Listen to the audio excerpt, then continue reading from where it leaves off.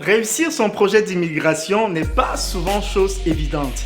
Il y a des personnes qui sont venues vers moi pour savoir comment faire pour réussir leur projet d'immigration. Bonjour, je suis Ferdi Egg, coach emploi et fondateur de My Job, My Passion. Je vous partage dans cette vidéo quelques conseils qui vous permettront de réussir votre projet d'immigration.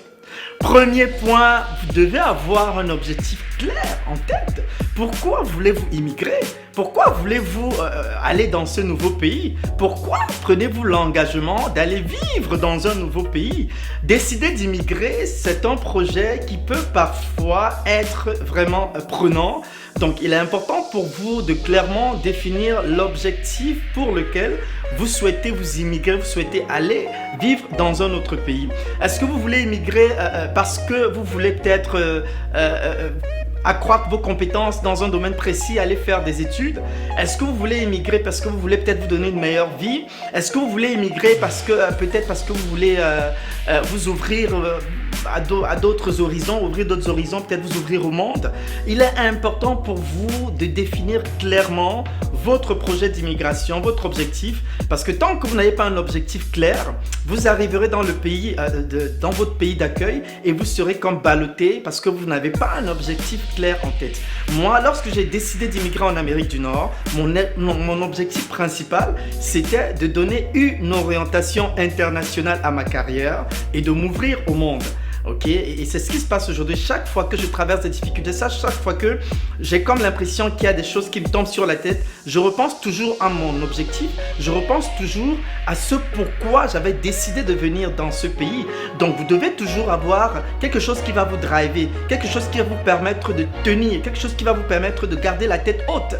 Et la seule chose qui va vous permettre de garder la tête haute et de tenir, de vous accrocher, c'est votre objectif.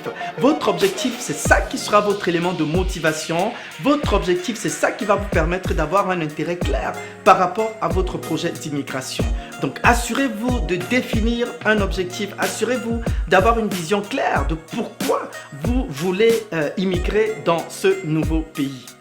Deuxième point, lorsque vous décidez d'immigrer dans un nouveau pays, vous devez suffisamment vous renseigner, vous informer sur ce nouveau pays, sur votre pays d'accueil. C'est quoi les tendances? C'est quoi la culture? Est-ce que c'est un pays dans lequel la diversité et l'inclusion sont au cœur justement de leurs habitudes? Est-ce que c'est un pays justement où la multiculturalité est en vigueur? Est-ce que c'est un pays qui embrasse les nouvelles personnes, les personnes venant d'autres pays? Est-ce que c'est un pays dans lequel justement on n'accepte pas facilement les personnes venant d'autres horizons? Donc vous devez vraiment vous assurer d'avoir toutes les informations avant de décider de vous immigrer dans ce nouveau pays-là. Et la meilleure façon pour vous d'être suffisamment informé par rapport à votre nouveau pays, c'est de contacter par exemple les personnes qui vivent déjà dans ces pays-là. Ok, juste pour savoir c'est quoi vraiment les habitudes, qu'est-ce qui est interdit, qu'est-ce qu'il ne faut pas faire, comment est-ce que, c'est quoi les actions que je dois poser pour être opérationnel dans un délai suffisamment raisonnable, c'est quoi les personnes que je dois rencontrer, c'est quoi les événements auxquels je dois aller, qu'est-ce qui marche, qu'est-ce qui ne marche pas, qu'est-ce que je dois faire, qu'est-ce que je dois pas faire. Vous devez vraiment vous appuyer sur des personnes qui vivent déjà dans ces pays-là pour pouvoir justement être suffisamment informé avant de décider d'embarquer justement dans ce processus d'immigration. Troisième point, lorsque vous décidez d'immigrer dans un nouveau pays, vous devez vous préparer. La préparation est de mise. La préparation, justement, il y a plusieurs moyens de se préparer. Vous devez vous préparer financièrement. Vous devez vous préparer psychologiquement aussi. Vous savez, préparez-vous à vous attendre au pire. Vous savez, immigrer dans un nouveau pays n'a jamais été une chose facile. Vous pouvez arriver et rencontrer des difficultés auxquelles vous ne vous attendiez pas. Vous pouvez arriver et vous rendre compte de certaines réalités que vous n'imaginiez pas avant de voyager. Donc, assurez-vous de suffisamment vous préparer. Mettez de l'argent de côté, ok? Parce que peut arriver que vous n'ayez pas un emploi au bout de 3 mois, au bout de 4 mois, au bout de 5 mois. Ça peut arriver. Je ne souhaite pas que ça vous arrive, mais essayez toujours de prévoir le pire. Parce que quand vous prévoyez le pire, ça vous permet d'être psychologiquement préparé, ok? Attendez-vous toujours au pire, attendez-vous au meilleur parce que vous devez être positif dans votre tête. Vous devez être optimiste et vous dire, ok, je vais réussir dans ce nouveau pays. Ça, c'est mon pays dans lequel je vais briller. Vous devez vraiment être positif, mais en même temps, essayez toujours d'avoir une marge justement de sécurité. Et c'est ça que j'appelle justement être prudent. C'est ça que j'appelle justement vous mettre dans un état, dans une psychologie du pire, de vous dire, ok, si je ne trouve pas un emploi au bout d'un mois, au bout de 2 mois, au bout de 3 mois, qu'est-ce que je fais? Est-ce que vous avez suffisamment de finances pour pouvoir tenir au bout de 3 mois, au bout de 4 mois, au bout de 5 mois? Et si vous allez immigrer avec votre famille, avec votre épouse, avec vos enfants, c'est encore plus difficile parce que justement, vous devez avoir énormément de finances. Maintenant, si vous avez une épouse qui travaille aussi et vous, ça peut encore aller. Par contre, si vous avez une épouse qui ne travaille pas et que vous êtes tout seul à supporter toute la charge du projet d'immigration, là, ça peut devenir compliqué. Donc, assurez-vous de mettre énormément d'argent, pas énormément, mais suffisamment d'argent de côté pour pouvoir justement éviter des surprises désagréables lorsque vous allez arriver dans votre pays d'accueil. Ensuite, lorsque vous avez décidé de vous engager dans un projet d'immigration, vous devez vraiment mettre toutes les stratégies en place qui vont vous permettre de comprendre la culture, de comprendre les habitudes, de comprendre les coutumes, de comprendre comment ça marche. Vous devez absolument faire tout pour comprendre le système. Il est important pour vous de comprendre les codes, le langage caché, ce qui se dit en dessous de la table. Ok, par exemple, quand vous allez dans un pays, on va vous dire, oh, ben ici, il faut plutôt faire comme ça. Ici, on ne fait pas comme ça. Il faut comprendre les codes. Et la meilleure façon pour vous de comprendre les codes, c'est quand vous êtes déjà sur place. Les 3 premiers éléments dont je vous ai parlé avant, c'était le avant. Donc, le avant, dans le avant, on a donc l'objectif que vous devez avoir. On a donc se renseigner suffisamment et on a la préparation. Dans le après maintenant, c'est quand vous êtes arrivé dans le pays même d'accueil. Lorsque vous arrivez, vous devez d'abord chercher à comprendre le système. Comment ça marche, les codes. Qu'est-ce qu'il faut faire, qu'est-ce qu'il ne faut pas faire. Ok, comment est-ce que je fais mon CV? La façon dont je faisais mon CV dans mon pays d'origine, ce n'est forcément pas de cette manière que le CV est rédigé dans ce nouveau pays. La façon dont j'écris ma lettre de motivation, ce n'est pas de cette manière qu'une lettre de motivation est rédigée dans ce nouveau pays. La façon dont je me positionne, ce n'est pas comme ça qu'on fait dans ce nouveau pays. La façon dont j'aborde le recrutement, ce n'est pas comme ça qu'on fait. Donc il faut vraiment comprendre comment ça marche dans votre nouveau pays. Et la meilleure façon de le faire, c'est en étant dynamique, en étant ouvert, en allant rencontrer les gens, ces personnes qui ont vécu déjà dans ce pays depuis 5 ans, 6 ans, 7 ans et plus. Allez auprès des personnes qui ont réussi, allez auprès des personnes qui sont positives, allez rencontrer des personnes qui sont optimistes. Évitez absolument des personnes négatives, des personnes qui vont vous tirer vers le bas, les personnes qui n'ont pas réussi, les personnes qui vont vous dire « Oh, ben nous on est arrivé, ça nous a pris 4 ans pour faire ça, ben toi tu penses que ça va te prendre en quelques mois, tu vas pouvoir, ici c'est dit... » Non. Essayez autant que faire se peut de fuir les personnes négatives. Vous savez, lorsque vous allez immigrer, l'entourage va énormément compter. Assurez-vous de côtoyer les personnes qui ont réussi. Assurez-vous de côtoyer les personnes qui sont positives, les personnes qui veulent vous voir réussir. Parce que si vous allez côtoyer des personnes qui sont aigries, des personnes qui n'ont pas réussi, des personnes qui ont souffert avant d'obtenir ce qu'elles ont aujourd'hui, elles vont vouloir que vous passiez par le même parcours. Ok? Évitez de côtoyer des personnes jalouses. Évitez de côtoyer des personnes qui ont le mal de votre succès. Évitez de côtoyer les personnes qui, justement, voient toujours un problème chaque fois quand il y a une situation qui se présente. Okay? Vous devez côtoyer des personnes qui, même s'ils l'ont eu difficile, ils ont réussi, aujourd'hui sont positifs et ils sont à même de pouvoir vous apporter quelque chose, un conseil qui peut vous aider, okay? Un avis qui peut vous apporter, une opinion qui peut vous permettre d'avancer dans votre projet.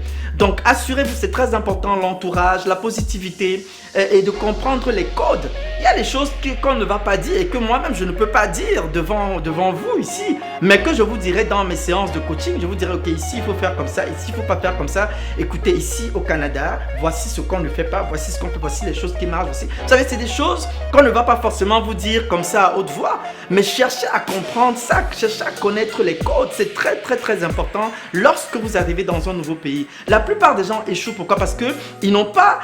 il y a des gens qui se refusent à accepter accepter le code du nouvel environnement. Vous n'êtes plus dans votre pays. Si vous avez été manager dans votre pays et qu'il faille peut-être faire retourner un tout petit peu en arrière pour ensuite sauter, pourquoi est-ce que vous ne ferez pas ce recul en arrière pour pouvoir mieux sauter?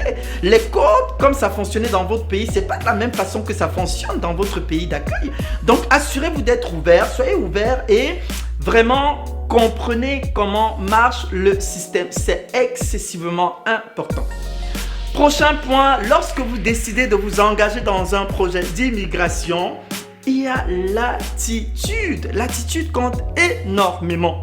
Pourquoi je vous parle d'attitude? Parce que j'ai accompagné des gens qui étaient tellement accrochés à ce qu'ils avaient en eux, qui étaient tellement accrochés à leur bagage, à leurs expériences, à leurs réalisations, à ce qu'ils avaient avant. Oh, moi, quand j'étais avant, j'avais ceci. Oh, moi, mais ça, c'était avant. Tu es dans un nouveau pays aujourd'hui. Vous devez pouvoir reprogrammer votre mindset. Vous devez pouvoir vous dire, ok, ici, je dois faire preuve d'humilité. Ici, je dois jouer la carte de l'écoute. Ici, je dois jouer la carte. Vous savez, vous devez avoir une attitude vraiment qui va emmener les gens à vous aider. Vous devez avoir une attitude qui va vous permettre de recevoir et de pouvoir justement être en état de grâce. Cet état de grâce qui vous permet justement de pouvoir donc gagner et de pouvoir comprendre comment les choses marchent. Quand vous avez une attitude, vous ne voulez pas écouter. On vous dit quelque chose, ensuite vous allez faire comme vous voulez. On vous dit non, il faut enlever ça sur votre CV parce que c'est pas important ici. Il faut plutôt cadrer comme ça parce que ici c'est comme ça que ça marche. Il faut pas aller rencontrer ces personnes parce que si vous suivez les bonnes personnes, si vous avez l'écoute, si vous avez l'humilité, ok, si vous êtes persévérant, parce qu'il peut arriver que votre opportunité ne s'ouvre pas du jour au lendemain. Si vous avez la persévérance, si vous avez la détermination, si vous avez la résilience, ce sont les attitudes qui vont vous faire gagner. Immigrer n'a jamais été quelque chose de facile. Il y a des gens pour qui ça marche très facilement. Il y a des gens pour qui ça peut prendre du temps. Il y a des gens pour qui ça prend même des années pour que ça marche. Ok, mais vous devez avoir une attitude qui va attirer les bonnes opportunités vers vous. Mais si vous avez une attitude de quelqu'un de très hautain, de très orgueilleux, de quelqu'un qui pense qu'il sait tout, de quelqu'un qui ne veut pas écouter, comment voulez-vous ouvrir vos portes? Comment voulez-vous permettre à vos opportunités de venir vers vous si vous-même vous vous fermez en vous créant des forteresses qui font que les choses ne viennent pas vers vous? Il y a certaines attitudes qui vont repousser vos opportunités. Il y a certaines attitudes qui vont maintenir les portes fermées.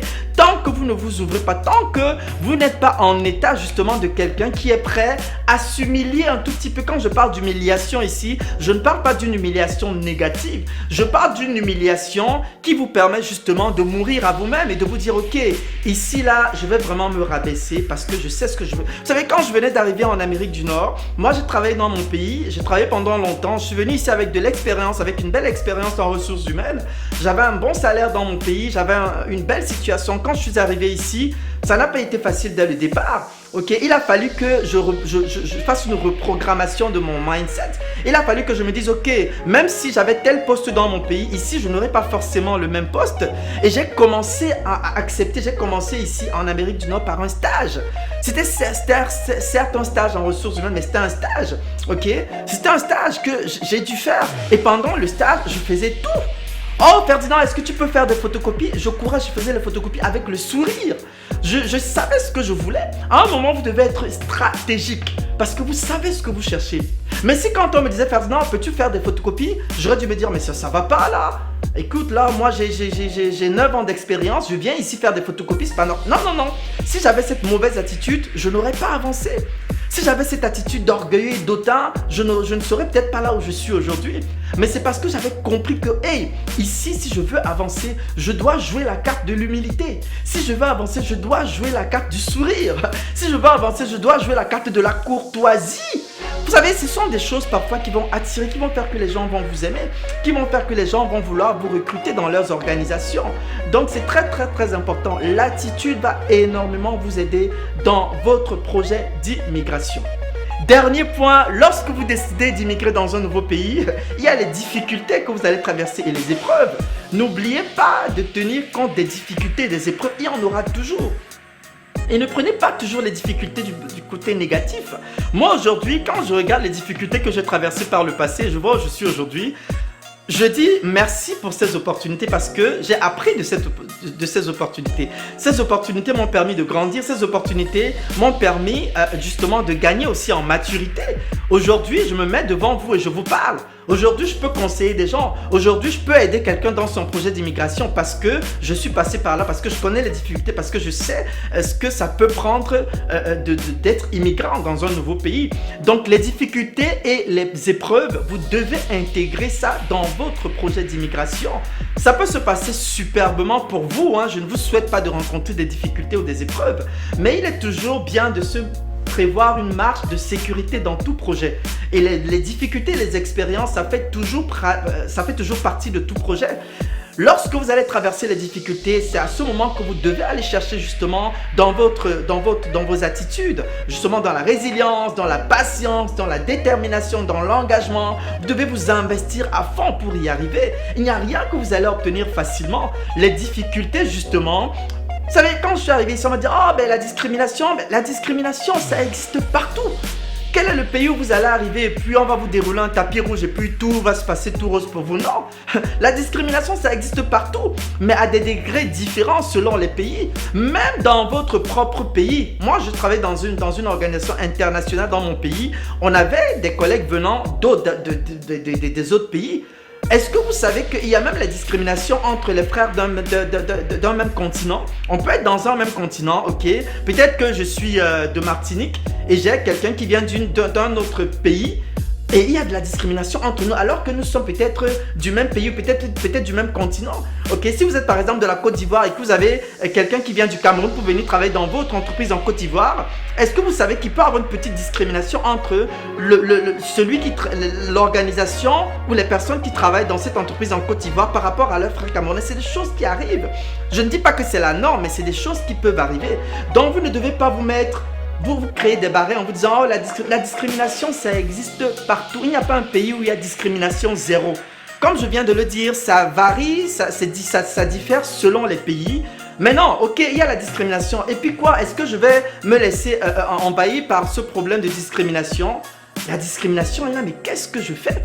Je passe outre la discrimination et je fonce parce que je sais que j'ai de la valeur. Parce que je sais que je suis venu dans ce pays pour réussir.